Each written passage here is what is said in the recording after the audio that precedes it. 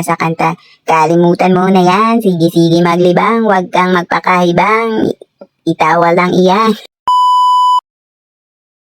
Hello guys! Welcome to my vlog! Kahapon nagpunta kami ng main square at naglaro na naman kami.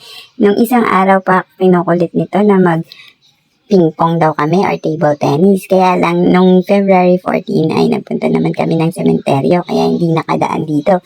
At nung February 15 naman, biglang sumakit yung balakang ko. Hanggang ngayon nga masakit pa rin eh. Hindi ko alam kung may UTI ako. Pero ayun, uminom ako ng buko nung kagabi. Medyo nawala-wala ng konti at nakakayoko na ako.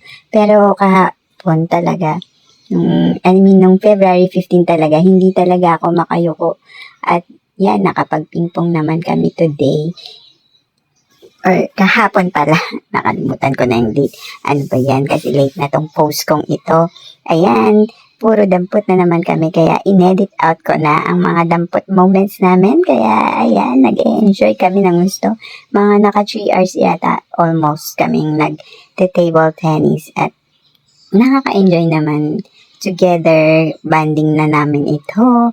Kaya minsan-minsan lang ito. At sabi niya, kaya siya nagpa-practice ay dahil may intram sila. At natatakot siya na baka matalo siya or whatever. Sabi ko, it's a game. Laruin lang natin at huwag natin kakalimutang maglibang, diba? Kasi kailangan natin sa buhay yan. Sabi nga sa kanta, kalimutan mo na yan. Sige maglibang. Huwag kang magpakahibang. Itawa lang iyan. Ayun, nakalimutan ko na yung kanta.